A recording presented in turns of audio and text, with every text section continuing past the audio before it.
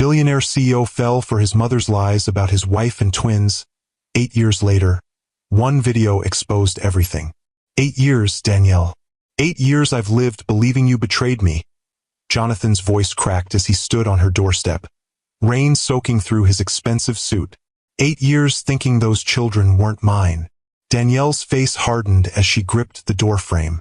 And you never once questioned it. Never fought for us. Just threw away your family because your mother said so. I saw the video, he whispered, his eyes filled with anguish. From the hospital. My mother threatening you, admitting she fabricated everything. The messages, the paternity test. All of it was lies. Danielle's expression faltered, shock replacing anger. What video? What are you talking about? Our children. Jonathan's voice broke completely. They're mine, aren't they? All this time. The twins appeared behind their mother, curious eyes studying the stranger at their door. Eyes that mirrored his own. Have you ever had your entire world shattered in an instant? Ever discovered that the greatest pain of your life was built on a foundation of lies? This is the story of a powerful man who trusted the wrong person and lost everything that truly mattered, and his extraordinary journey to reclaim what was stolen from him. Thank you, my amazing viewers, for helping Timeless Love Tales grow beyond 1,000 subscribers. Your support means the world to me. Each like, comment, and share has brought us to this milestone together. I pray that God blesses you abundantly in every area of your life, that you find strength in your struggles, peace in your storms, and joy in your journey. May your homes be filled with love, your hearts with purpose, and your lives with meaningful connections. As we continue to explore these stories of redemption and second chances together, I pray you experience the same grace and restoration in your own relationships. Thank you for being part of this growing family. Your presence here is a blessing I don't take for granted. Here's to many more stories that touch our hearts and remind us of what truly matters. I'm Mr. Harrison, and today I'm sharing a story that will make you question who you trust and why. If you've ever been betrayed by someone close to you, hit that like button right now and join me for a tale of deception, heartbreak, and the long road to redemption. Jonathan Pierce stood at the floor-to-ceiling windows of his penthouse office, watching the city lights flicker to life as dusk settled over Manhattan. At 42, he had everything a man could want. A global tech empire worth billions, respect from his peers, and the kind of power that opened doors most people didn't even know existed. Everything except a family. His fingers tightened around the crystal tumbler of scotch, the amber liquid catching the fading light. 8 years. 8 years since he'd thrown Danielle out of their home, since he'd watched her walk away with their newborn twins clutched to her chest, her face a mask of devastated dignity that still haunted his dreams. No, not their twins. Her twins. The children another man had fathered. The familiar bitterness rose in his throat, though duller now after years of repetition. He'd built Pierce Technologies into a Fortune 500 company in the aftermath, channeling his rage and hurt into 16-hour workdays and ruthless business strategies. The world saw a success story. Only Jonathan knew it was built on the ashes of what might have been. His phone vibrated against the mahogany desk behind him. Probably Melissa, his executive assistant, with another crisis that needed his immediate attention. The markets never slept, and neither did the demands of running a tech empire. But when he glanced at the screen, there was no name, just an unknown number and a text message containing nothing but a video link. Jonathan nearly deleted it. Spam was constant at his level, but something made him hesitate. An instinct, perhaps, or just the strange emptiness of this particular evening, the anniversary of the day he'd signed his divorce papers. He tapped the link. The video began with a shaky frame, clearly amateur footage shot on a smartphone. The timestamp in the corner read June 15, 2017, the day the twins were born. Jonathan's heart clenched painfully as the camera steadied on a hospital room, revealing Danielle in a bed, her face exhausted but radiant as she cradled two tiny bundles. "What is this?" he whispered to the empty office, unable to look away. Then his mother entered the frame. Evelyn Pierce, elegant even in the sterile hospital setting, her silver-streaked dark hair perfectly coiffed, her posture regal as always. She moved to Danielle's bedside, and the camera angle shifted slightly, as if whoever was filming had ducked behind something to avoid detection. "The nurse will be back soon," Evelyn said, her voice low but perfectly audible. "So I'll make this quick." Danielle looked up, her smile faltering. "Evelyn? I thought you were bringing Jonathan." "Jonathan isn't coming." Evelyn cut her off. "And after today, he won't be seeing you or these children ever again." The coldness in his mother's voice sent a chill through Jonathan's spine. He'd never heard her speak that way, not even during her most cutting society takedowns. On screen, Danielle's expression shifted from confusion to alarm. "What are you talking about? If you don't leave my son, I will destroy you," Evelyn said, leaning closer. "He'll believe anything I tell him. These babies will be taken from you." Jonathan's glass slipped from his fingers, shattering on the hardwood floor, but he barely noticed, transfixed by the horror unfolding before him. Danielle clutched the twins closer, tears streaming down her face. "Please, Evelyn, don't do this. Jonathan and I love each other. These are his children. They are his children," Evelyn hissed, her face contorted with a malice Jonathan had never witnessed. "But he'll never know that. Not after I show him the evidence I've created. The fake messages from your lover. The doctored paternity test. My son trusts me above all others. He always has." "Why?" Danielle sobbed, her voice breaking. "Why would you do this to your own son? To innocent children?" Evelyn straightened, smoothing her designer jacket. "Because he was supposed to marry someone from our world. Someone I chose. Not some nobody nurse from Atlanta who charmed her way into his life. He was mine before he was yours." The camera shook slightly as Evelyn turned to leave, then paused at the door. "Pack your things. By tomorrow, Jonathan will throw you out himself. And if you try to tell him the truth, I'll make sure you never see these babies again. My family has connections you can't imagine." The video ended abruptly, leaving Jonathan standing in his darkened office, surrounded by broken glass and shattered certainties. Everything he'd believed for 8 years, every bitter thought, every justification for his coldness, every night he'd lain awake nursing his betrayal, all of it built on a foundation of lies. His mother's lies, and he had believed her without question. To understand how Jonathan and Danielle's story began, we need to go back 10 years, to a chance meeting that would change both their lives forever. The annual Pierce Foundation Gala was in full swing, Manhattan's elite mingling beneath crystal chandeliers in the grand ballroom of the Plaza Hotel. Jonathan Pierce, heir to the Pierce fortune and rising star in the tech world, moved through the crowd with practiced ease, shaking hands, making the right connections, playing the role he'd been groomed for since childhood. "Jonathan, darling." His mother's voice cut through the ambient noise as she approached with a striking blonde woman in tow.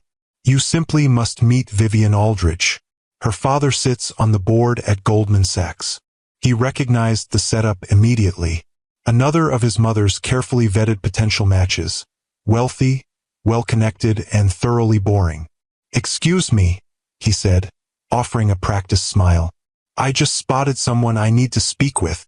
Ignoring his mother's thinly veiled look of disapproval, Jonathan slipped away, seeking refuge on the terrace. The cool night air was a welcome relief from the suffocating politeness inside. "Not a fan of these events either?" The voice startled him. He turned to find a woman leaning against the stone balustrade, a champagne flute dangling from her fingers. She wore a simple emerald dress that stood out among the sea of expected black and white attire inside.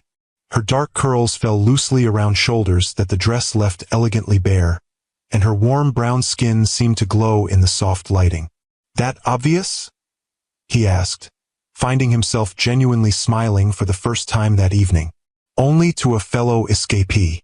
She extended her hand. "Danielle Carter. I'm representing Atlanta Children's Hospital tonight." Her handshake was firm, her southern accent subtle but unmistakable. "Jonathan Pierce.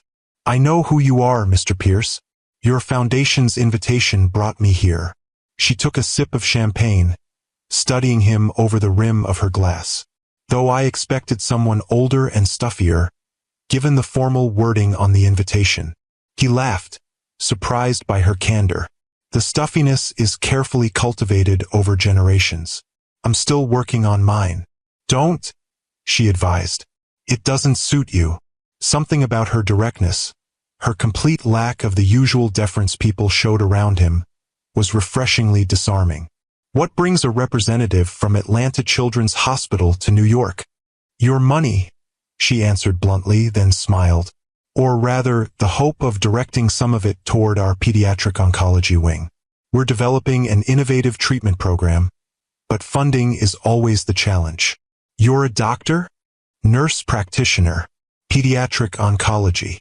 Jonathan found himself genuinely interested, a rarity at these events where conversations were usually exercises in strategic networking rather than actual communication. Tell me about this program. For the next hour, they remained on the terrace, Danielle passionately explaining the treatment protocols she was helping develop, Jonathan asking questions that revealed his quick grasp of complex concepts. Neither noticed the occasional curious glances from guests passing by, or Evelyn Pierce's increasingly narrow-eyed observation from inside. You should submit a formal proposal to the foundation, Jonathan said finally. This is exactly the kind of innovation we look to support. That's why I'm here, Danielle admitted, though I didn't expect to pitch directly to a Pierce. I'm glad you did. He found himself reluctant to end their conversation. Would you be interested in continuing this discussion over dinner tomorrow? I have some thoughts about potential technology applications that might enhance your treatment protocols. Danielle tilted her head, considering him. Is this a business dinner or something else, Mr. Pierce? Jonathan, he corrected. And honestly, both. Her smile was warm but measured. I appreciate directness. Dinner sounds lovely, Jonathan. But I should warn you. I'm only in New York for 3 more days. Then we shouldn't waste time, he replied, already knowing that 3 days wouldn't be enough. What began as a 3-day visit extended to a week, then 2. Jonathan arranged for Danielle to meet with the Pierce Foundation's Medical Advisory Board, securing preliminary approval for her program while finding every excuse to spend time with her. Their dinners evolved from professional discussions to personal revelations, walks through Central Park, and quiet evenings where they discovered a connection neither had experienced before. My father died when I was 12, Jonathan confided one night as they sat in his penthouse. The city lights spread before them like stars. Heart attack. Sudden. My mother became everything after that. Parent, guide, protector. That must have been difficult for both of you, Danielle said softly. Losing him so young. It shaped everything. My mother, she had to be both parents. I think that's why she's so protective, so involved in every aspect of my life. He swirled the wine in his glass. Sometimes too involved. Danielle's hand found his. She loves you, even if her methods might be a bit much sometimes. What about your family? He asked, eager to shift the focus. My parents still live in the same house in Atlanta where I grew up. Dad's a high school history teacher. Mom runs a small bakery. They're simple people with big hearts. Her smile was fond. They taught me that what you do matters more than what you have. They sound wonderful. They are. Nothing like your world of galas and boardrooms. She looked around the luxurious penthouse. Sometimes I feel like I've stepped into a different universe here. Does it bother you? The differences? Danielle considered the question seriously.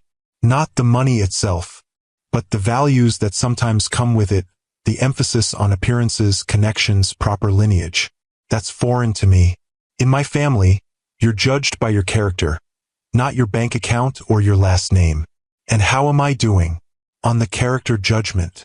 Jonathan asked, suddenly finding her answer deeply important. She studied him, her gaze direct and assessing. You're a good man hiding behind a carefully constructed facade. You care more than you let on. And you're hungry for something real in a world of pretense. The accuracy of her assessment left him momentarily speechless. No one had ever seen through him so clearly. I should get back to my hotel, Danielle said, rising from the couch. Early flight tomorrow. Stay, Jonathan said, the word escaping before he could consider it. Seeing her raised eyebrow, he clarified quickly. I mean, in New York. With me. We could figure out a way to make it work. Jonathan, she said gently, I have a life in Atlanta, patients who depend on me, a career I've worked hard to build. I know. I'm not asking you to give that up. Just don't end this yet. Whatever this is between us. Danielle touched his face, her expression soft but resolute. Long distance rarely works. We're not most people, he countered. And this doesn't feel like most connections. In the end, they agreed to try. For 6 months, they navigated a relationship across state lines. Weekend visits, daily calls, Jonathan's private jet making the distance less formidable. When Danielle finally agreed to move to New York, accepting a position at Columbia Presbyterian that Jonathan had absolutely not pulled strings to create, though his influence certainly hadn't hurt, it felt like the natural progression of something inevitable. The first time Jonathan brought Danielle to the Pierce family estate in Greenwich, Connecticut, Evelyn Pierce's disapproval was palpable beneath her impeccable manners. So you're a nurse, she said over lunch in the sunlit dining room, making the profession sound vaguely distasteful. How fulfilling that must be. It is, Danielle replied evenly. There's nothing quite like helping a child through their darkest days and seeing them emerge on the other side. And your family is from? Atlanta, mother, Jonathan interjected. As I've mentioned several times. Yes, of course. And what does your father do, dear? He's a high school history teacher, Danielle answered, maintaining her composure. Has been for 30 years. How dedicated, Evelyn said with a thin smile that didn't reach her eyes. And your mother? She owns a bakery. Best peach cobbler in Georgia. How charming. Evelyn set down her fork with precision. You must find New York quite different from your simpler upbringing. Jonathan tensed, but Danielle placed a calming hand on his knee under the table. Different, yes, but there's value in both worlds, Mrs. Pierce. I found New Yorkers are just as capable of kindness and authenticity as Southerners, once you get past the initial reserve. Evelyn's eyes narrowed slightly at the subtle rebuke. Indeed. Well, Jonathan has always had an interest in charitable causes. The implication hung in the air, unmistakable. Mother, Jonathan's voice held a warning. What? I'm simply observing your philanthropic nature. Darling. It's one of your finest qualities. Evelyn turned to Danielle with a smile that could cut glass. Though I do worry sometimes that people might take advantage of his generosity. I assure you, Mrs. Pierce, Danielle replied, her own smile unwavering. I have no interest in your son's money, only in him. How refreshing to hear, Evelyn said, not bothering to hide her skepticism. So few people these days are honest about their intentions. The rest of the lunch continued in similar fashion, a masterclass in passive aggression from Evelyn and quiet dignity from Danielle. By the time they left, Jonathan was seething. I'm sorry about that, he said as they drove back to the city. She was completely out of line. She's protective of you, Danielle replied, though her usual warmth was subdued, and suspicious of anyone she didn't personally select. That's no excuse. No, it's not. But I understand where it comes from. She turned to look at him. You're her only child, her link to your father. She's afraid of losing you. You're not taking me away from her. Aren't I, though? Not intentionally, but any serious relationship changes family dynamics. She's been the primary woman in your life since you were 12. That's a difficult position to surrender. Jonathan shook his head, amazed once again by Danielle's capacity for empathy, even toward someone who had just insulted her. Most women would be demanding I cut ties after a performance like that. I'm not most women, she said simply, and ultimatums aren't my style. Besides, she's your mother. She'll always be part of your life. Better to find a way to coexist than to force you to choose. This is why I love you, Jonathan said, the words slipping out naturally though he hadn't planned them. Danielle's eyes widened slightly, and for a moment, the only sound was the purr of the luxury car's engine. That's the first time you've said that, she said softly. Jonathan realized she was right. Despite months of dating, those 3 words had remained unspoken, perhaps held back by his own carefully constructed emotional walls.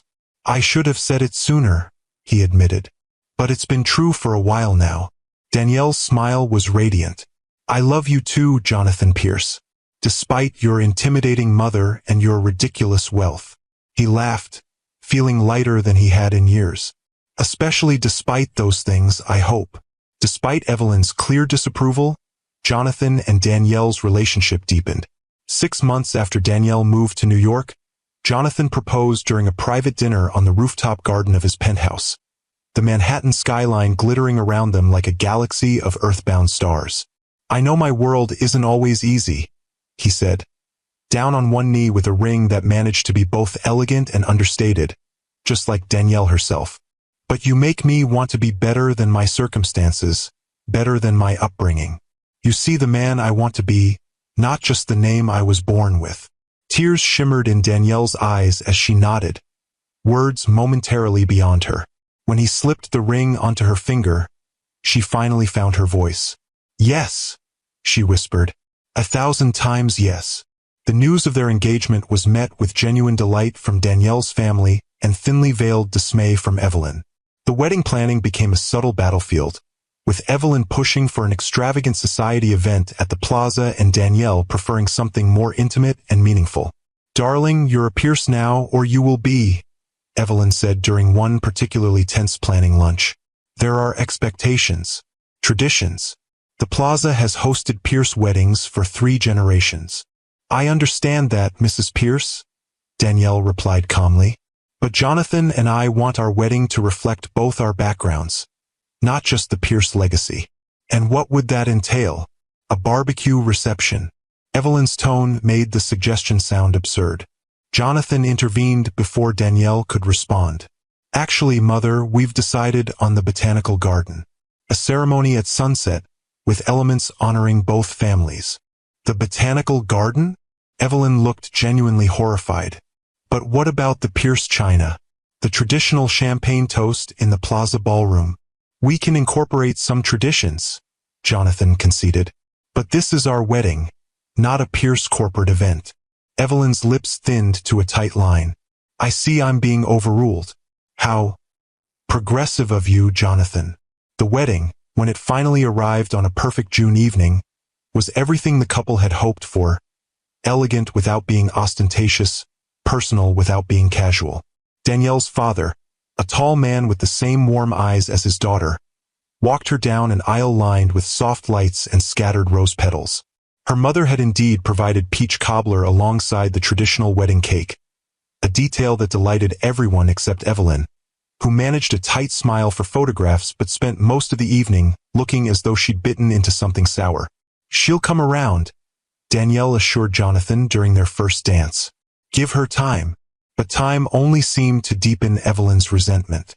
As the newlyweds settled into married life, she found subtle ways to undermine their relationship, dropping casual mentions of Jonathan's ex-girlfriends from suitable families, questioning Danielle's career choices, suggesting that perhaps they were rushing things by not enjoying a longer period as just the two of you. Then came the announcement that changed everything. "We're pregnant," Danielle revealed during a family dinner at the Greenwich estate, her face glowing with happiness. "Due in June." Jonathan couldn't contain his joy, lifting his wife from her chair in a celebratory embrace. "We just found out yesterday. Twins, Mother. Can you believe it? Twins." For a moment, just a moment, something dark flashed across Evelyn's face before she composed herself into a smile that didn't quite reach her eyes. "How unexpected," she said carefully. "Twins. My goodness. We're still processing it ourselves," Danielle admitted, her hand resting protectively over her still flat stomach. "But we're thrilled." "Of course you are," Evelyn said, her voice oddly flat. "Congratulations." Later, as they prepared to leave, Evelyn pulled Jonathan aside while Danielle was in the powder room. "Twins are a tremendous responsibility," she said, her voice low and urgent, "especially for someone with Danielle's background. She's used to working, to having her own career. Is she prepared to be a proper mother to Pierce heirs? Mother. Jonathan's tone held a warning. Danielle will be an amazing mother, and I'll be right there with her.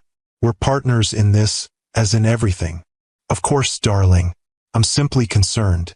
The Pierce name carries certain expectations. These children will need proper guidance, proper connections from the start. They'll have love, Jonathan said firmly. That's what they'll need most. Evelyn patted his cheek in a gesture that felt more condescending than affectionate. Love is important, of course. But it isn't everything, Jonathan.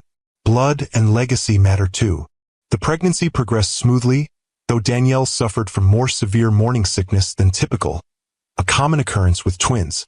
Jonathan was attentive to a fault, rearranging his schedule to attend every doctor's appointment, reading every book on expectant fatherhood he could find, and converting one of the penthouse's spare bedrooms into a nursery that managed to be both tasteful and whimsical. Evelyn, meanwhile, maintained a polite distance, sending expensive baby gifts but declining invitations to help with nursery preparations or attend the small baby shower Danielle's colleagues organized. Her absence was conspicuous but, in some ways, a relief to Danielle, who confided to Jonathan that his mother's constant criticism was the last thing she needed while growing two humans. I just wish she could be happy for us, Jonathan said one evening as they lay in bed, his hand resting on Danielle's now prominent belly, feeling the miraculous movements of their children. These are her grandchildren. Some people struggle with change, Danielle replied, always more generous in her assessment of Evelyn than Jonathan himself could manage. A baby, let alone two, represents a massive shift in family dynamics. She's probably afraid of being sidelined. You're too forgiving, he said, pressing a kiss to her temple. Not forgiving, just trying to understand. Danielle winced as one of the twins delivered a particularly enthusiastic kick. Besides, once these little ones arrive, she'll fall in love with them. How could she not? As Danielle's due date approached, Jonathan found himself increasingly torn between work obligations and his desire to be constantly available. Pierce Technologies was in the final stages of a major acquisition, requiring his presence in endless meetings and negotiations. Danielle insisted he continue with his professional responsibilities. The babies aren't coming for another 3 weeks, she assured him. Finish your deal. I'm fine. Which was why Jonathan was in Tokyo, finalizing the acquisition details, when Danielle went into premature labor. The frantic call came at 3 a.m. local time, Danielle's voice tight with pain. Jonathan, it's happening. Now, the doctor says it's normal with twins. But, she broke off with a gasp that made his heart clench. I'm coming home, he said immediately, already reaching for his phone to call for the company jet. Right now. Hold on, sweetheart. Your mother is taking me to the hospital, Danielle managed between controlled breaths. She was having tea with Margaret Whitfield across the street when my water broke. Talk about timing. Despite his complicated feelings about his mother, Jonathan felt a surge of gratitude that Danielle wouldn't be alone. Thank God. Tell her I'm on my way. I'll be there as soon as humanly possible. Just be safe, Danielle said. We'll be waiting for you. The 14-hour flight was the longest of Jonathan's life, each minute stretching endlessly as he imagined Danielle going through labor without him. His mother sent periodic text updates. At hospital now. Doctors say everything progressing normally? Epidural administered.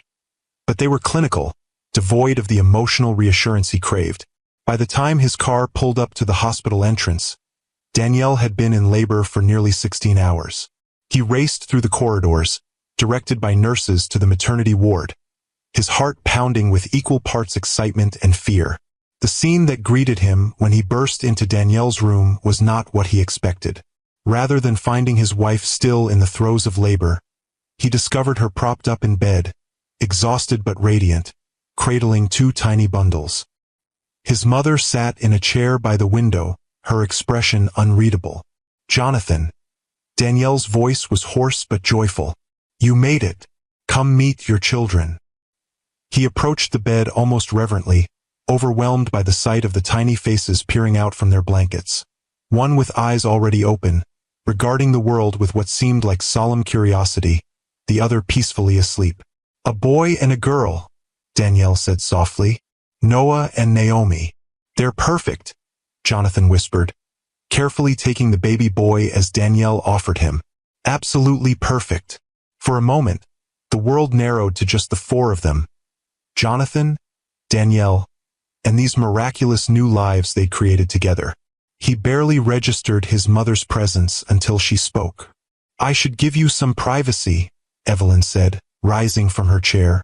I'll come back tomorrow when you've had some rest. Thank you for being here, Mother, Jonathan said, genuine gratitude in his voice. For taking care of Danielle when I couldn't be here. Something flickered across Evelyn's face. An emotion he couldn't quite identify. Of course, darling. That's what family does. After she left, Jonathan settled carefully onto the edge of Danielle's bed. One arm around his wife, the other cradling their son while she held their daughter. I'm so sorry I wasn't here, he said, pressing a kiss to her temple. You're here now, Danielle replied, leaning into him. And your mother was surprisingly helpful. I think seeing the babies being born might have softened her a bit. I hope so, Jonathan said, though something about his mother's demeanor had struck him as off. Not the warmth of a new grandmother, but something more calculating. He pushed the thought away, unwilling to let anything dim the joy of this moment. Noah looks just like you, Danielle observed, smiling down at their son. Same serious expression. And Naomi has your beautiful eyes, Jonathan replied, gently stroking his daughter's cheek with one finger. They're perfect, Danielle. You're perfect. For those first precious hours, everything seemed right with the world. The nurse took a photo of the new family, all four of them together, a moment of pure happiness captured forever. It was the last truly happy moment they would share for 8 long years. The next morning, Jonathan arrived at the hospital with flowers and a small stuffed animal for each baby, eager to bring his family home. He found Danielle dozing lightly, the twins asleep in their hospital bassinets. Not wanting to wake her, he settled into the chair beside her bed, content to watch over them all. He didn't notice his mother's arrival until she was standing in the doorway, her expression grave. Jonathan, she said quietly, we need to talk. Outside, please. Something in her tone sent a chill through him. He followed her into the hallway, closing Danielle's door softly behind him. What is it, Mother? Is something wrong? Evelyn's face was composed, but her eyes held an unusual intensity.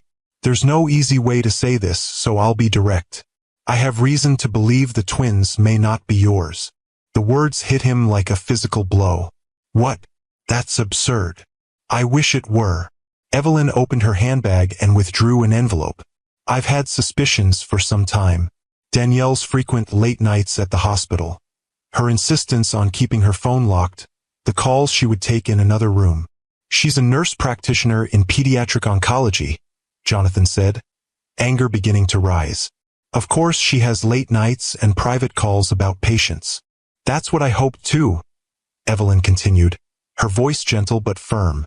But then I found these. She handed him the envelope.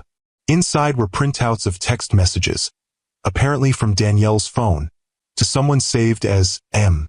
The exchanges were intimate, unmistakably romantic, with references to secret meetings and a shared future. This can't be real, Jonathan said, though doubt had begun to creep in. Where did you get these? From her phone, last night while she was sleeping. I know it was an invasion of privacy, but my concern for you outweighed my scruples. Evelyn placed a hand on his arm. There's more, Jonathan. I had a private investigator follow her 3 months ago. There are photos. The second envelope contained images of Danielle entering a hotel, followed by a tall man whose face wasn't clearly visible. Another showed them embracing in what appeared to be a restaurant. This doesn't prove anything, Jonathan insisted, though his voice lacked conviction. She could have been meeting a colleague, a friend. I've already arranged for a paternity test, Evelyn interrupted. The lab technician is a friend of Margaret Whitfield's son. He took samples from the babies last night with the pretense of routine newborn screening. The results came in this morning. The third envelope contained what appeared to be official lab results, indicating that Jonathan could not be the biological father of either twin. He stared at the paper, feeling as though the floor had dropped away beneath him. This can't be right. There must be some mistake. I wish there were, Evelyn said, her voice softening with apparent sympathy. I didn't want to believe it either. But the evidence is clear, Jonathan. She's deceived you. These children, they're not Pierce heirs. Jonathan leaned against the wall, his mind racing. Could it be true? Had Danielle really betrayed him so completely? The woman who had seemed so genuine, so loving, who had looked into his eyes just yesterday and placed his children in his arms. But the evidence was there in black and white. The messages, the photos, the paternity test, and his mother had never lied to him. Not once in his life. She had been his rock, his constant, the one person who had always protected him, even when her methods were overbearing. What do I do? He asked, his voice hollow. Evelyn squeezed his arm. You know what you have to do, darling. For your own dignity. For the Pierce name. When Jonathan re-entered Danielle's hospital room, she was awake, smiling as she gazed at the twins. Her smile widened when she saw him, then faltered as she registered his expression. Jonathan? What's wrong? He closed the door behind him, his movements mechanical. How long? How long what? Confusion clouded her face. How long have you been seeing him? The father of your children. Danielle's expression shifted from confusion to shock. What are you talking about? You're their father. Don't lie to me. The words exploded from him, louder than he intended. One of the twins, Naomi, startled and began to cry. I have the messages, Danielle, the photos, and the paternity test. What paternity test?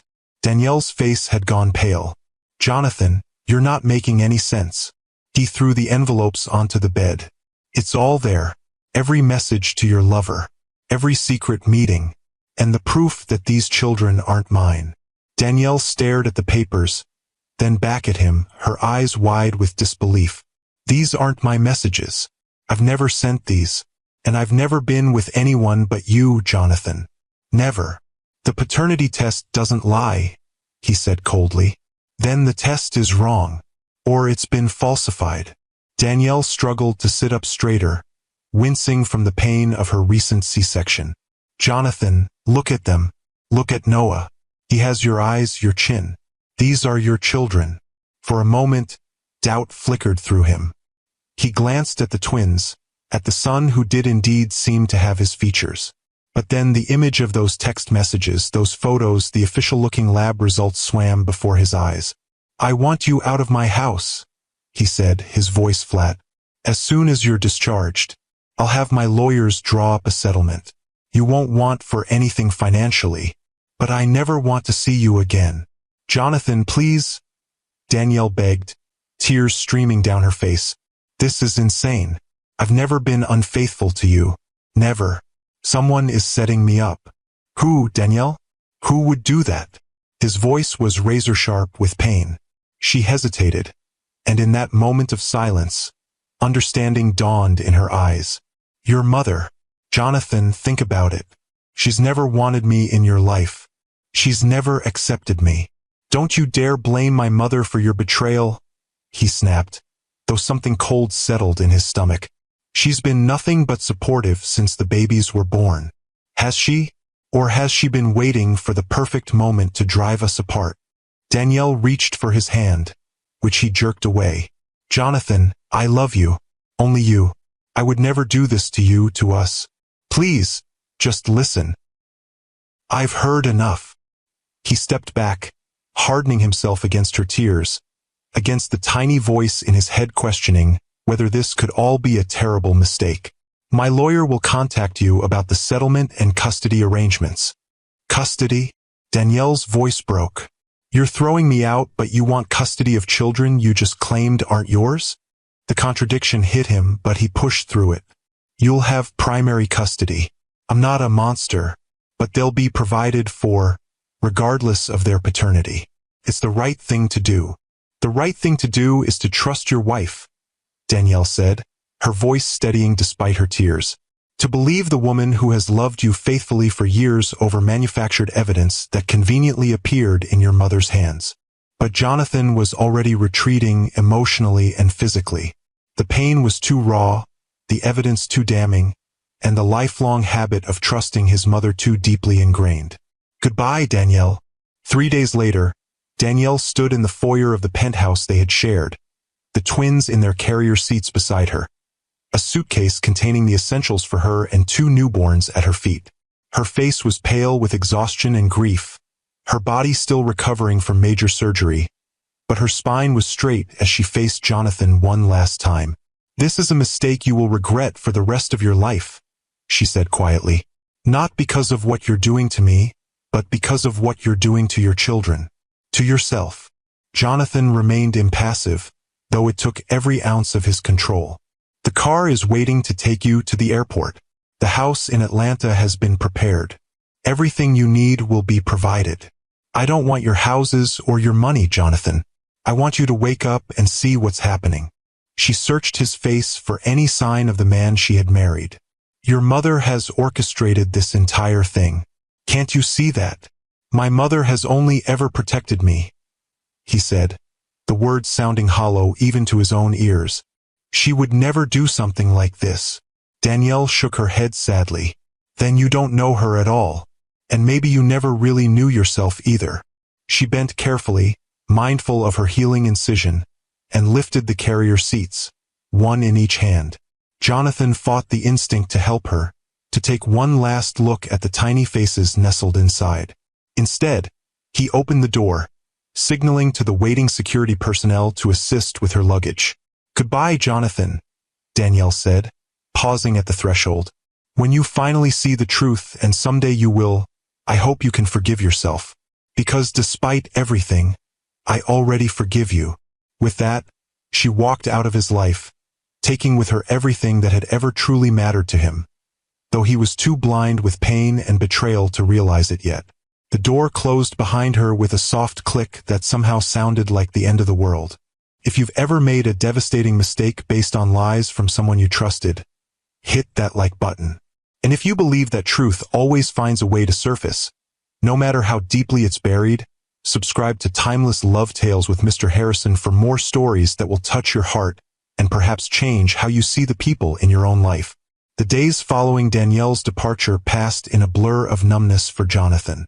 He threw himself into work with a single-minded intensity that alarmed even his most ambitious executives. 16-hour days became the norm, followed by nights alone in his penthouse with only expensive scotch for company.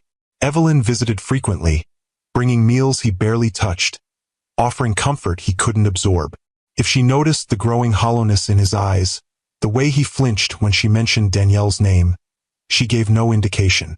"You're better off without her, darling," she would say, arranging flowers in a vase or straightening items on his desk with practiced precision. "In time, you'll see this was for the best."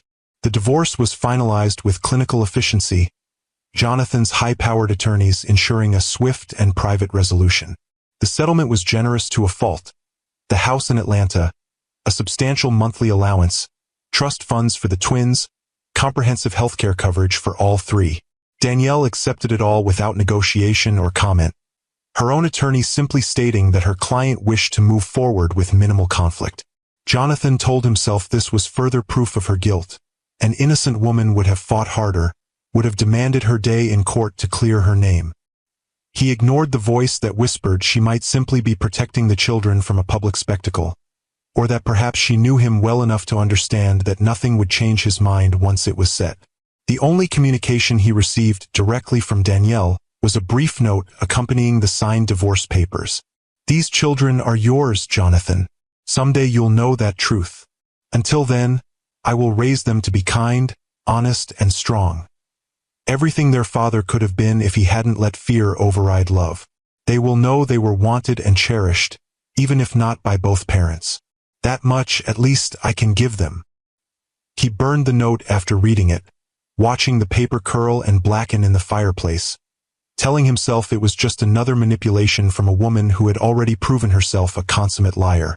Months passed, then years. Pierce Technologies expanded globally under Jonathan's relentless leadership. He acquired competitors, pioneered new technologies, amassed a fortune that made his inherited wealth seem modest by comparison. The business press called him brilliant, ruthless, visionary. In private circles, he became known as the billionaire with the Midas touch and the frozen heart. Women came and went in his life, sophisticated, beautiful, and ultimately temporary. None were allowed close enough to see past the carefully constructed facade of the successful CEO. None were permitted to ask about the photograph he kept locked in his desk drawer, the only one he hadn't destroyed after the divorce, the hospital picture of the four of them, taken in those few hours of ignorant bliss before his world imploded. Evelyn remained a constant presence, though their relationship had subtly shifted. Where once he had sought her approval and guidance, now he merely tolerated her involvement in his life. Something fundamental had broken between them, though neither acknowledged it directly.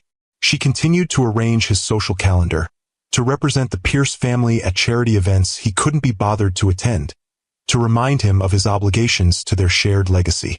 And if sometimes, late at night, he found himself wondering about two children growing up in Atlanta, whether the boy still had his serious expression, whether the girl had her mother's smile, he pushed those thoughts away with another glass of scotch and another acquisition proposal to review. Until the night of the anniversary. 8 years to the day since he had signed the divorce papers, ending a chapter of his life he had spent nearly a decade trying to forget. The video that shattered everything. The confrontation with his mother that revealed the depth of her betrayal. And now, standing on Danielle's doorstep in the pouring rain, face to face with the woman he had wronged so completely, Jonathan felt as though he were seeing clearly for the first time in 8 years. 8 years, Danielle. 8 years I've lived believing you betrayed me. His voice cracked as rain soaked through his expensive suit. 8 years thinking those children weren't mine. Danielle's face hardened as she gripped the doorframe. And you never once questioned it. Never fought for us. Just threw away your family because your mother said so. I saw the video, he whispered, his eyes filled with anguish. From the hospital. My mother threatening you, admitting she fabricated everything. The messages, the paternity test. All of it was lies. Danielle's expression faltered, shock replacing anger. What video? What are you talking about? Our children. Jonathan's voice broke completely. They're mine, aren't they? All this time. The twins appeared behind their mother, curious eyes studying the stranger at their door. Eyes that mirrored his own. Noah was tall for 8, with Jonathan's serious set to his mouth and analytical gaze. Naomi stood slightly behind her brother, protective and wary, but with unmistakable Pierce features. The high cheekbones, the determined chin. Looking at them was like seeing his own childhood photographs brought to life, with touches of Danielle's warmth softening the aristocratic Pierce angles. Mom? Noah asked, his voice carrying the slight southern lilt he must have acquired growing up in Atlanta. Who is this? Danielle hesitated, clearly struggling with how to handle this unexpected situation. This is an old friend of mine, from New York. Why don't you two go finish your homework while we talk? Is he why you're crying? Naomi asked bluntly, stepping forward with a protective glare at Jonathan. Did he make you sad? It's complicated, sweetheart, Danielle said gently. Please give us a few minutes. The twins retreated reluctantly, Naomi casting one last suspicious glance over her shoulder before they disappeared down the hallway. You should come in, Danielle said finally, stepping back from the door. Before you catch pneumonia. The house was modest but warm, filled with evidence of a happy childhood. Framed artwork clearly created by small hands, photographs of the twins at various ages, bookshelves overflowing with children's literature and educational materials. It was nothing like the sterile luxury of Jonathan's penthouse, and all the better for it. You have 5 minutes to explain, Danielle said, leading him to a small kitchen and handing him a towel. And then you're leaving. I won't have you disrupting their lives on a whim. It wasn't a whim, Jonathan said, running the towel over his dripping hair. I received a video last night, anonymous, from the hospital, the day the twins were born. He pulled out his phone, still protected in its waterproof case, and placed it on the counter between them. "You need to see this." Danielle's hands trembled slightly as she picked up the phone. Jonathan watched her face as she played the video, saw the color drain from her cheeks as she heard Evelyn's threats, her admission of fabricating evidence, her cruel determination to separate mother from children. "Who recorded this?" she whispered when it ended. "I don't know. A nurse, maybe. Someone who witnessed what my mother did and kept the evidence all these years." Jonathan's voice was raw with emotion. "Danielle, I can't begin to apologize for what I did, for what I believed, for what I put you through." "No," she agreed, her voice steady despite the tears in her eyes. "You can't." "But they're mine," he said, the words half statement, half question. "Noah and Naomi. They're my children. They've always been yours, Jonathan. I told you that 8 years ago, when you were throwing us out of your life." Danielle set the phone down carefully. "But biology doesn't make you their father. Being there for them would have made you their father. Loving them, raising them, showing up for the nightmares and the triumphs and everything in between. That's what makes a parent." Each word was a deserved blow, landing with precision on the wounds already opened by his own guilt and regret.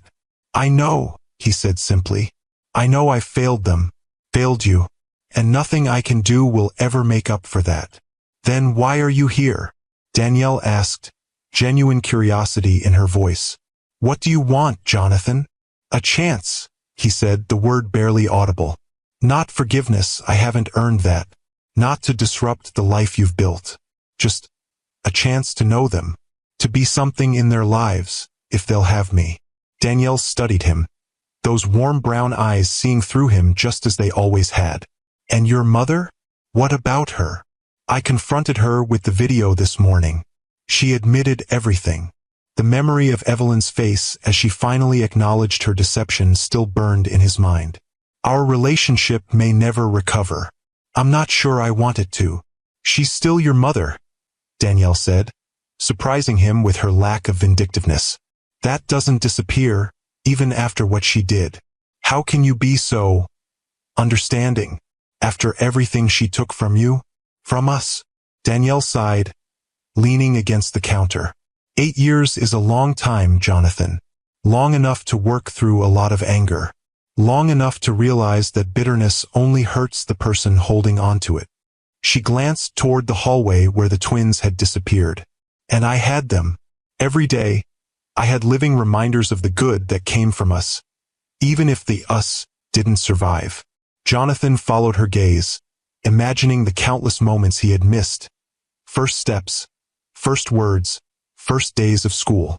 All the ordinary miracles of childhood, lost to him forever. "What do we do now?" he asked quietly. "That depends," Danielle replied. "Are you here for a visit, or are you here to stay?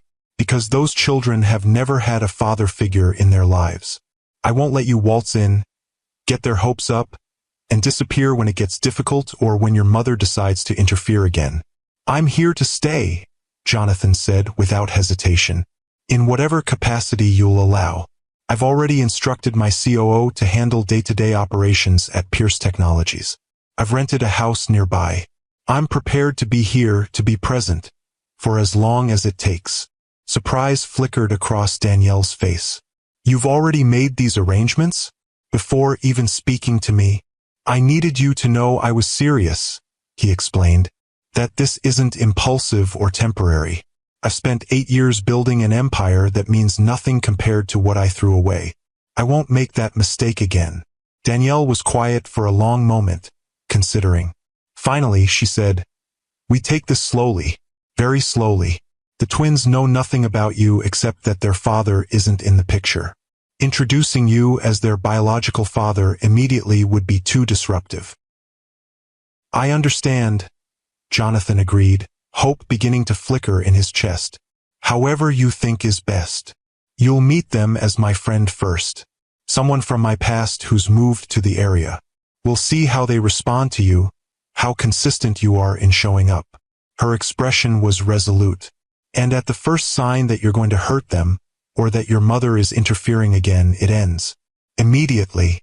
Agreed, Jonathan said, knowing he was being offered far more than he deserved.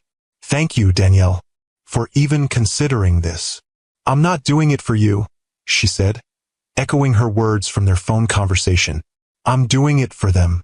They deserve to know where they come from, even if that person wasn't there when they needed him. The sound of footsteps in the hallway signaled the twins' return. They appeared in the kitchen doorway, curiosity evident on their young faces. Mom, Noah asked, is everything okay? Danielle straightened, composing herself. Yes, sweetheart, everything's fine. This is Mr. Pierce. He's an old friend who's just moved to Chapel Hill, and he stopped by to say hello. Jonathan found himself frozen, overwhelmed by being so close to his children for the first time in 8 years. They were no longer the tiny, helpless newborns he had briefly held, but real people with personalities and histories he knew nothing about. Hello, he managed, his voice steadier than he felt. It's nice to meet you both. Are you really from New York? Naomi asked, her directness so reminiscent of Danielle that it made his heart ache. Mom lived there before we were born. She says it's loud and the buildings touch the sky. They do, Jonathan confirmed, finding his footing. Some of them, anyway. I lived there most of my life. Why'd you move here? Noah's question was more measured, his gaze assessing in a way that reminded Jonathan painfully of himself. I needed a change, Jonathan said, opting for a simplified truth. New York is exciting, but sometimes you realize what's really important isn't in skyscrapers or boardrooms. What's a boardroom? Naomi asked. It's where business people have meetings, Noah informed her with the slightly superior air of an older sibling, though they were the same age. Right?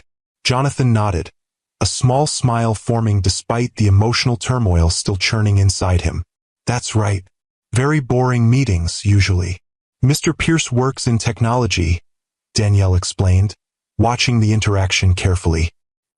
He develops computer systems and software. Noah's interest visibly increased. Like coding? We're learning Python in my after-school program. Exactly like coding, Jonathan confirmed, seizing on this unexpected connection. Python is an excellent language to start with. Very versatile. I'm building a game, Noah said, his reserve beginning to melt. It's simple, but it works. I could show you sometime, if you want. The casual offer, this tiny opening from the sun he'd never known, hit Jonathan with unexpected force. I'd like that very much. I don't code, Naomi announced, not to be outdone. I play soccer and I won the science fair with my project on renewable energy. That's impressive, Jonathan said sincerely. Both are important skills. The world needs athletes and scientists just as much as it needs programmers. Naomi studied him with narrowed eyes, as if assessing whether his compliment was genuine. Whatever she saw must have satisfied her, because she gave a small nod before turning to her mother. Can we have dinner now? I'm starving. In a few minutes, Danielle promised. Mr. Pierce was just leaving. Jonathan took the cue gracefully. It was nice meeting you both. Perhaps I'll see you around town sometime. Do you like soccer? Naomi asked suddenly. I have a game on Saturday. Mom says I'm the fastest forward on the team. Jonathan glanced at Danielle, silently seeking permission. After a moment's hesitation, she gave a slight nod. I do like soccer, he replied, and I'd be honored to see you play, if that's all right with your mother. The game's at Oakwood Park, Danielle said. 10 o'clock. Noah has a coding workshop until noon, so it's just Naomi's game in the morning. The casual information exchange, the kind that parents of shared children would naturally engage in, felt surreal after 8 years of complete separation. Jonathan committed the details to memory, determined not to miss this first opportunity. I'll be there, he promised, looking directly at Naomi. 10 o'clock sharp. As Danielle walked him to the door, the twins retreated to the kitchen, already discussing dinner possibilities with the single-minded focus of hungry children. Thank you, Jonathan said quietly, for not turning me away, for giving me this chance.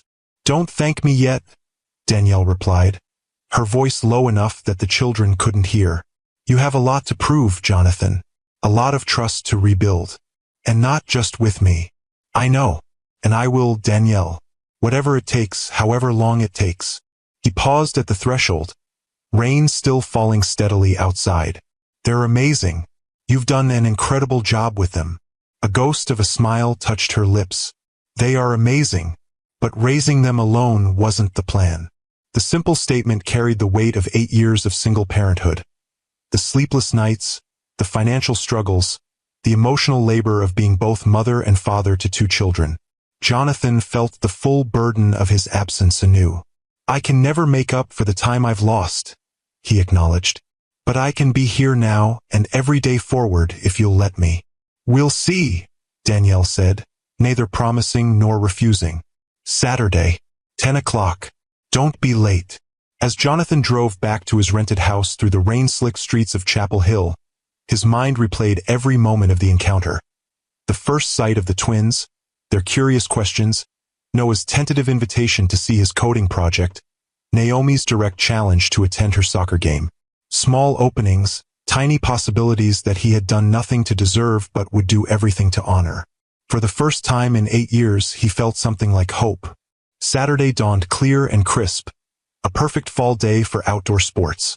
Jonathan arrived at Oakwood Park 30 minutes early, parking his rental car, a modest sedan rather than his usual luxury vehicle, at the far end of the lot. He dressed casually in jeans and a light sweater, nothing that would draw attention or suggest wealth or status. The soccer fields were already busy with activity. Children in various colored jerseys warming up, parents setting up folding chairs along the sidelines, coaches organizing equipment and giving pre-game instructions. Jonathan scanned the scene, finally spotting Naomi's team in their blue and white uniforms.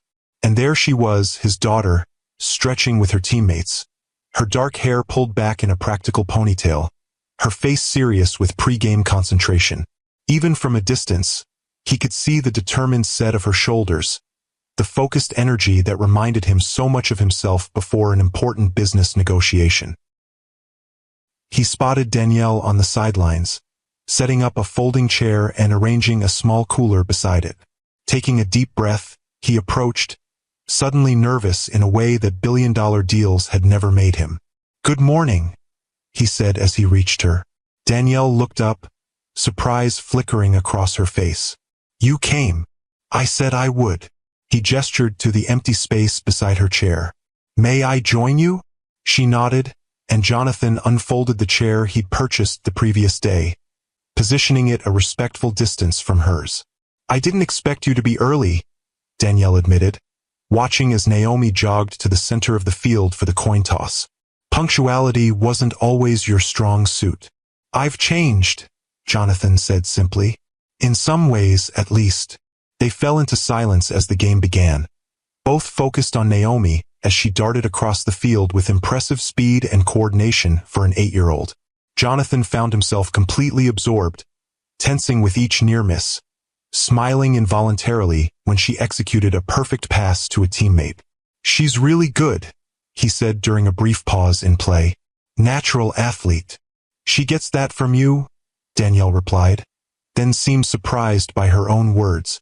"Your father was a college athlete, wasn't he? Before he went into business." Jonathan nodded, touched that she remembered this detail about his family. Track and field. He held the Yale record for the 400-meter dash for nearly a decade. Naomi's the fastest in her age group. Her coach thinks she could compete at the state level eventually with proper training. Pride swelled in Jonathan's chest, followed immediately by the painful awareness of how little he had contributed to this remarkable child's development. "Whatever training she needs, whatever equipment or coaching, we're managing fine." Danielle cut him off, her tone cooling. "I didn't mention it to ask for anything." "Of course not," Jonathan backtracked quickly. "I didn't mean to imply otherwise. I want to support her talents. Both of them, in whatever way is appropriate." Danielle's expression softened slightly. "Let's just watch the game, Jonathan. One step at a time."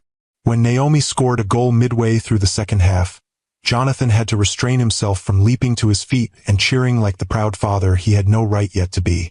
Instead, He clapped enthusiastically alongside Danielle, who was on her feet calling encouragement to their daughter. After the game ended in a victory for Naomi's team, the girl ran to her mother, flushed with triumph and exertion. "Did you see my goal?" she demanded, bouncing with energy despite having just played a full game. "Coach said it was perfectly placed." "I saw it," Danielle confirmed, giving her a quick hug. "You were amazing out there." Naomi turned to Jonathan, slightly hesitant but clearly hoping for additional praise. "Did you see it too, Mr. Pierce?" "I did," he said, smiling genuinely. "That was an impressive shot. The way you set it up, watching for the opening, very strategic." Naomi beamed at the specific compliment. "Mom says I overthink everything, but in soccer, it works." "It absolutely does," Jonathan agreed. "The best athletes are the ones who combine physical skill with strategic thinking." "Are you coming to Noah's coding showcase next week?" Naomi asked, taking a drink from the water bottle Danielle handed her. "He's presenting his game to the whole class. It's pretty cool, even though I pretend it's boring to annoy him." Jonathan glanced at Danielle, who gave a small nod. "I'd be happy to attend, if that's all right with Noah." "He'll say yes," Naomi declared confidently. "He was asking Mom this morning if you might know about quantum computing. That's his new obsession." "I know a bit," Jonathan admitted, amazed at his son's advanced interests. "My company has been researching quantum applications for secure communications." "Your company?" Naomi's curiosity was piqued. "Do you own a business?" Another glance at Danielle, who seemed to be letting him navigate this question on his own. "Yes, I run a technology company based in New York. We develop security systems and communications platforms." "Is it a big company?" Naomi pressed. "Fairly big," Jonathan hedged, not wanting to reveal the full extent of Pierce Technologies' global reach. "But size isn't always what matters. The quality of the work and the people doing it are more important." Naomi seemed to accept this answer. "Mom runs the pediatric department at her hospital. She's the boss of all the other nurses who take care of kids." "That doesn't surprise me at all," Jonathan said, looking at Danielle with genuine admiration. "Your mother was always exceptional at caring for others." A slight flush colored Danielle's cheeks. "We should get going, Naomi. We need to pick up Noah from his workshop, and you need a shower before lunch." "Can Mr. Pierce come to lunch with us?"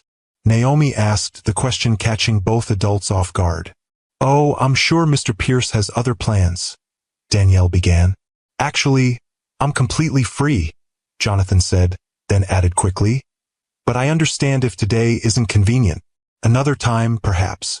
Danielle hesitated, clearly weighing the implications of including him in their family routine so soon. "Noah might feel left out if we had lunch with a guest he hasn't spent time with yet."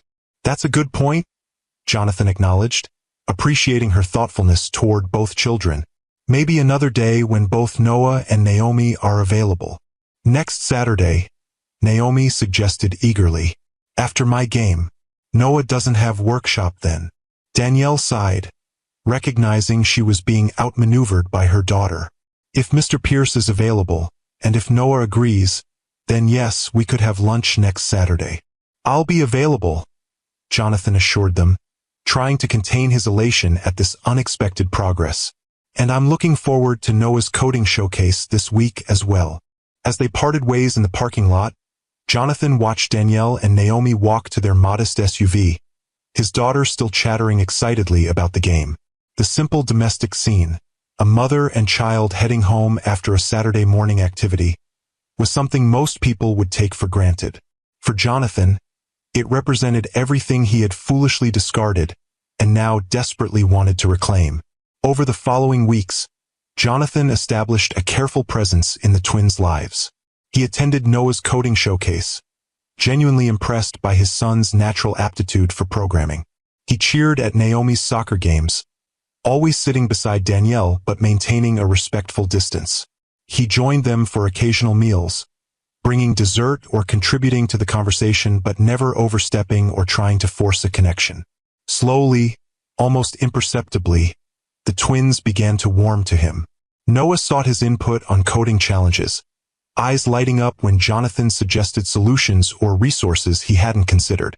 Naomi tested his knowledge of soccer strategies, grudgingly admitting he knew more about the sport than she'd expected. They began to look for him at events, to include him in their stories and jokes, to treat him as a welcome presence rather than an intruder. Danielle watched this gradual integration with cautious optimism. She maintained clear boundaries. Jonathan was never invited to their home outside of planned gatherings, never included in private family moments, never given information about the children that wasn't directly relevant to their scheduled interactions. But she didn't prevent the relationships from developing, didn't poison the twins against him, didn't use her considerable influence over them to keep him at a permanent distance. One evening, after Jonathan had joined them for dinner at a local restaurant and bid the twins goodbye, Danielle walked with him to his car. "They're starting to ask questions," she said without preamble, "about who you really are, why you've suddenly appeared in our lives." Jonathan leaned against his car, the weight of the moment settling on him. "What have you told them?" "Nothing yet, but I can't keep deflecting forever." She crossed her arms, more protective than defensive. "They're perceptive, Jonathan. They see the way you look at them, the similarities in mannerisms and features. Noah mentioned yesterday that you have the same way of furrowing your brow when you're concentrating." "What do you want to tell them?" he asked, understanding that this decision was ultimately hers to make. Danielle sighed, looking up at the star-filled North Carolina sky. "The truth, I think. A version of it, at least. Age-appropriate but honest." "All of it? Including what my mother did?" "No," she said firmly. "They don't need to know the ugliest parts. Just that you're their biological father, that we were married, that there was a misunderstanding that kept you apart from them, and that now you want to be in their lives if they're comfortable with that." Jonathan nodded, grateful for her wisdom and restraint. "When?" "This weekend. Saturday morning. They don't have activities, and it gives them the rest of the weekend to process." She met his eyes directly. "I think you should be there. They'll have questions that only you can answer." The prospect was terrifying and exhilarating in equal measure. "I'll be there. Whatever they need to hear from me. Questions, explanations, apologies. I'm ready." "Are you?" Danielle challenged gently. "Because once we open this door, Jonathan, there's no going back. They might reject you. They might be angry. They might need time. Are you prepared for all of those possibilities?" "I am," he said with quiet certainty. "I've spent 8 years living with the consequences of walking away. I can handle whatever comes next, as long as I'm not walking away again." Saturday arrived with a weight of anticipation that made Jonathan's normally steady hands shake as he drove to Danielle's house. They had agreed to have the conversation in familiar surroundings where the twins would feel safe and secure. Danielle met him at the door, her expression a complex mixture of resolve and apprehension. "They're in the living room. I've told them we have something important to discuss, but nothing specific yet." Jonathan nodded, taking a deep breath to steady himself. "How are they?" "Curious. A little nervous." She studied him for a moment. "Are you ready for this?" "As ready as I'll ever be," he admitted. The twins were seated on the couch, their posture mirroring each other's tension. They looked up as the adults entered, their young faces serious and expectant. "Noah, Naomi," Danielle began, sitting in an armchair across from them while Jonathan remained standing. "You know that Mr. Pierce and I have known each other for a long time, from before you were born." They nodded, watching her intently. "What you don't know is exactly how we knew each other." She took a deep breath. "Jonathan, Mr. Pierce, and I were married. He is your biological father." The silence that followed was absolute. Noah's eyes widened, darting between the adults as if searching for confirmation that this wasn't some elaborate joke. Naomi's face went completely still, her expression unreadable. "Why didn't you tell us before?" Noah finally asked, his voice small but steady. "It's complicated," Danielle said carefully. "When you were born, there was a misunderstanding, a very serious one, that led to your father and I separating. He's been living in New York while we've been here." "But why didn't he visit us?" Naomi demanded, anger beginning to spark in her eyes. Why didn't he call or write or anything? Jonathan stepped forward, knowing this question was his to answer. Because I made a terrible mistake, he said simply. I believed something that wasn't true, something that made me think I needed to stay away. It was the worst decision of my life, and one I can never fully make right. What did you believe? Noah asked, his analytical mind seeking logical connections. Jonathan glanced at Danielle, who gave a slight nod, indicating he should provide some version of the truth. I was told that I wasn't your biological father, he said carefully, that your mother had been with someone else. It wasn't true. It was a lie told by someone who wanted to separate us.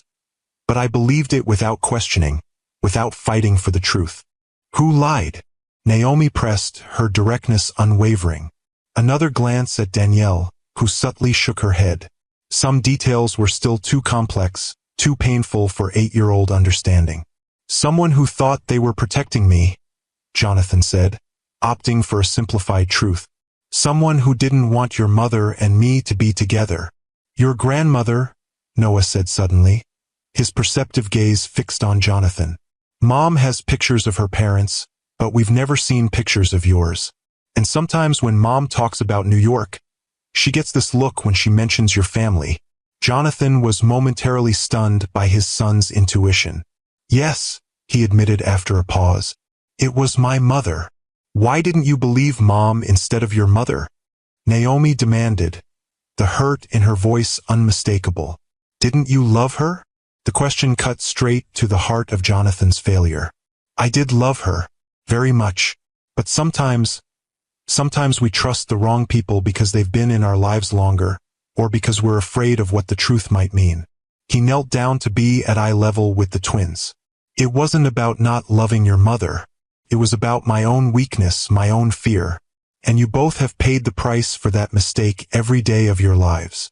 The twins exchanged a look, one of those silent communications that seemed to pass between them. Did you ever think about us? Noah asked quietly. All those years. Every day, Jonathan answered truthfully. Even believing what I did, I thought about you both constantly. Wondered what you were like, what you were doing, whether you were happy. But you didn't try to find out, Naomi pointed out, her logical mind as sharp as her brother's. Not until now.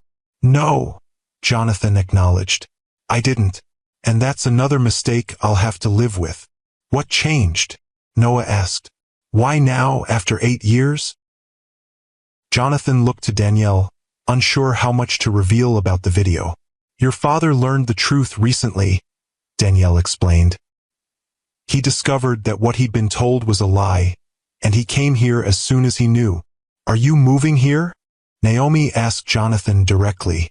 Or are you going back to New York? I'm staying, he said firmly. I've rented a house nearby, and I'm running my company remotely.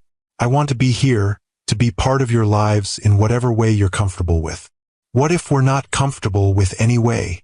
Naomi challenged, her hurt manifesting as defiance. Jonathan felt the question like a physical blow, but he met her gaze steadily. Then I'll respect that. I'll keep showing up, keep being available, and hope that someday you might feel differently. But I won't force myself into your lives. You've both had enough choices taken away from you already. Noah, who had been quieter than his sister, finally spoke again. Do we have to call you Dad? No, Jonathan said immediately. You can call me whatever feels right to you. Jonathan is perfectly fine. The twins fell silent again, processing everything they'd heard. Danielle moved to sit between them on the couch, a physical reminder of her unwavering presence in their lives. This is a lot to take in, she said gently. And you don't have to decide anything right now about how you feel or what you want. You can take all the time you need. Can we go to our rooms? Noah asked. To think. Of course, Danielle agreed. This isn't a one-time conversation. We can talk more whenever you're ready. The twins stood in unison, but before they left, Naomi turned to Jonathan with one last question. Did you ever love us? Even when you thought we weren't yours? Jonathan's throat tightened with emotion. Yes, he managed. From the moment I first held you both in the hospital. That's why it hurt so much to leave. That's why I've never stopped thinking about you." Naomi nodded once, as if confirming something to herself, then followed her brother down the hallway to their rooms. When they were gone, Jonathan sank into the chair opposite Danielle, emotionally drained. "That went about as well as could be expected," Danielle finished for him. "They're processing. It's a lot for anyone, let alone 8-year-olds. Noah figured out it was my mother," Jonathan said, still amazed by his son's perceptiveness. "He's always been intuitive that way, sees connections others miss." Danielle's expression softened with maternal pride. "Naomi processes differently, more directly, more emotionally. But they'll talk to each other, work through it together. They always do." "What happens now?" Jonathan asked, the question that had become his refrain in this new chapter of his life. "We give them space. We answer their questions honestly when they ask. We don't push." Danielle leaned back, looking suddenly tired. "And we continue as we have been, you showing up consistently, being present without expectations." "And us?" The question slipped out before he could consider its implications. "Where do we stand in all this, Danielle?" She studied him for a long moment. "We're co-parents now. That's what matters most." "Is that all we can be?" he asked quietly. "For now, yes." Her tone was gentle but firm. 8 years is a long time, Jonathan. We're different people now, and there's still so much hurt, so much trust to rebuild. "I understand," he said, and he did. He had no right to expect more, to hope for a rekindling of what he had so carelessly destroyed. Co-parents it is. The weeks that followed were challenging as the twins adjusted to the revelation of Jonathan's identity. Noah retreated into quiet observation, watching Jonathan carefully during their interactions, asking occasional pointed questions about his life, his work, his absence. Naomi alternated between curiosity and defiance, testing boundaries, challenging his commitment with last-minute invitations or sudden changes of plans. Jonathan weathered it all with patient consistency. He never missed an event, never showed frustration at Naomi's tests, never pushed Noah for more than he was ready to give. He answered every question honestly, acknowledged every hurt without defensiveness, and slowly, incrementally, began to earn their trust. The first breakthrough came 2 months after the revelation, when Noah called him Dad for the first time. It happened casually, almost accidentally, as they worked together on a coding project. "Dad, can you look at this function? I think there's a bug in the loop." The word hung in the air between them, Noah suddenly freezing as he realized what he'd said. Jonathan kept his reaction measured, not wanting to make the moment heavier than it needed to be. "Let me see," he said, leaning over to examine the code, giving Noah space to process his own slip.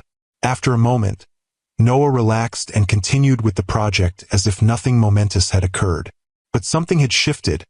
A door had opened that couldn't be closed again.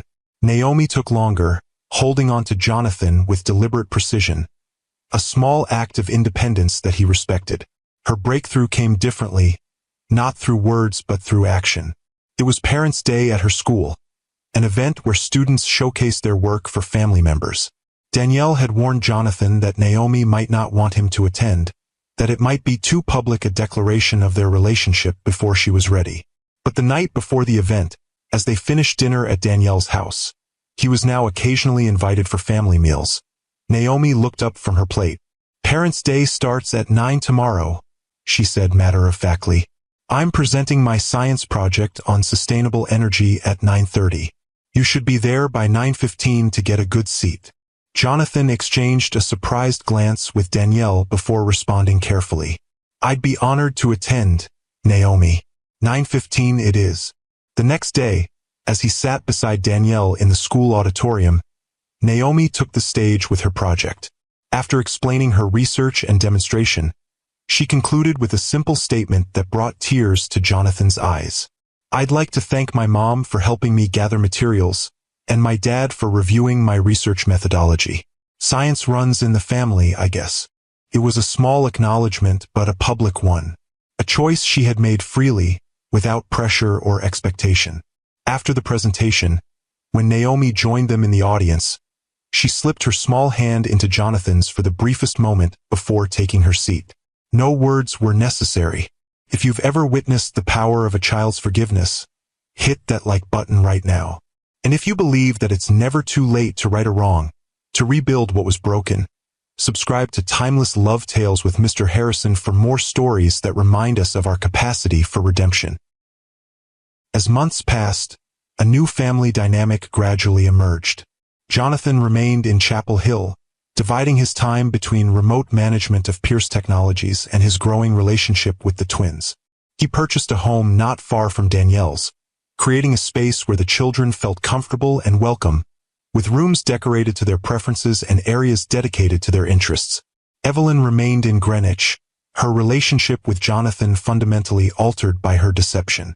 They spoke occasionally, stilted conversations that never touched on the past but focused on practical matters: the family foundation, business connections, her health. She had not yet met the twins again, though Jonathan had made it clear that someday, when they were ready and if they were willing, that door remained open. They deserved to know their grandmother, he told Danielle one evening as they sat on her porch after the twins had gone to bed, a co-parenting discussion having evolved into a more personal conversation. Despite everything she did, that's their choice to make, Danielle replied. When they're older, when they can understand the complexity of what happened. She asks about them, Jonathan admitted. Sends gifts I keep in storage, waiting for the right time, if there ever is one. There might be, Danielle said, surprising him with her lack of bitterness. Time has a way of healing wounds we thought would be permanent. He studied her in the soft porch light, this woman who had every reason to hate him and his family, yet somehow had found the grace to allow him back into her life, into their children's lives. How did you do it? He asked suddenly. Raise them alone all those years? Build your career? Create this beautiful life without becoming bitter or broken? Danielle considered the question seriously. I had help, my parents, friends, colleagues who became like family. And I had Noah and Naomi. Every time I looked at them, I saw purpose, not loss. She smiled slightly. Don't misunderstand. There were plenty of nights I cried myself to sleep, plenty of moments I was angry enough to burn the world down. But that's not what they needed from me. They needed stability, joy, a mother who saw them as blessings, not burdens. You're remarkable, Jonathan said simply. I don't know that I would have had that strength. You never had to find out, she pointed out, but without accusation. And now you don't have to. You're here. You're showing up. That's what matters now. As the one-year anniversary of Jonathan's return approached, he found himself reflecting on the extraordinary journey from that rainy night on Danielle's doorstep to the present. The twins now moved comfortably between both homes, spending weekends and some weeknights with him while maintaining their primary residence with Danielle.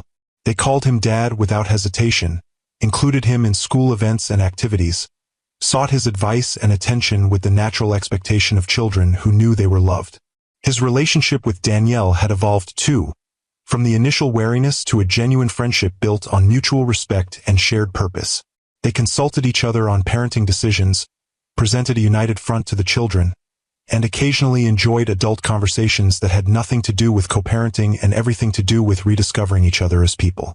On the exact anniversary of his return, Jonathan invited Danielle to dinner, just the two of them, at a quiet restaurant overlooking the university campus. She accepted with only slight hesitation, arranging for the twins to spend the evening with friends. 1 year, he said as they settled at their table. Sometimes it feels like yesterday, sometimes like a lifetime ago. A lot has changed, Danielle agreed, looking elegant in a simple dress that reminded him of the emerald one she'd worn the night they met.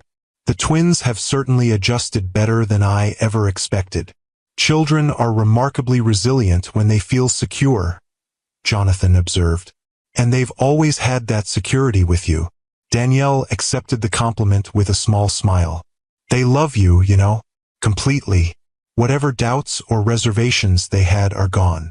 I know, he said, still amazed by this miracle he'd done nothing to deserve. I see it every day, and it humbles me every time.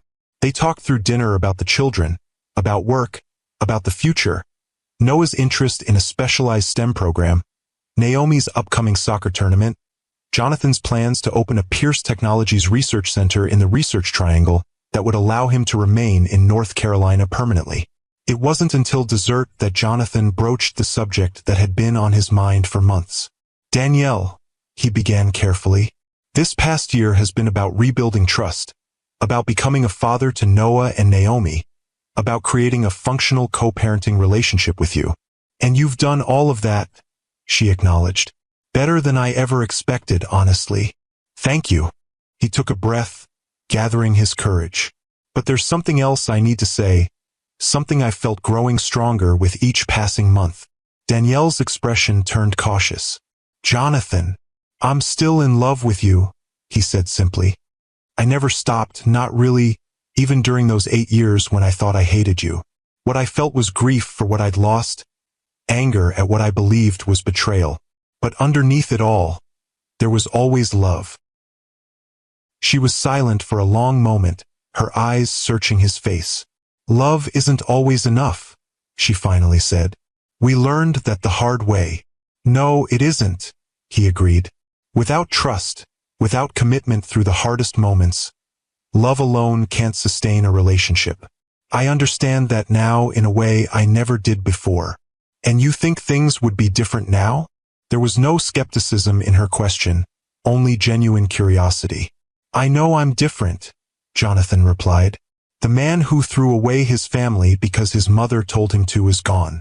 The man sitting before you now understands what matters, what's worth fighting for, what can never be replaced by success or wealth or power." Danielle traced the rim of her water glass, considering his words. "I won't lie and say I haven't thought about it, about us. There are moments when I see glimpses of what we had, what we could have again." Hope flickered in Jonathan's chest. But I'm cautious," she admitted. "Not just for myself, but for Noah and Naomi. They've adjusted to our co-parenting arrangement. If we tried again and it didn't work out, it would hurt them," he finished. "I understand that concern. I share it." "So where does that leave us?" Danielle asked. Jonathan reached across the table, offering his hand palm up, an invitation, not a demand. "It leaves us with a choice.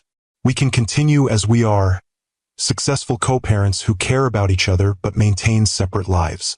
Or we can take a risk, move forward slowly, and see if what we once had can be rebuilt into something even stronger."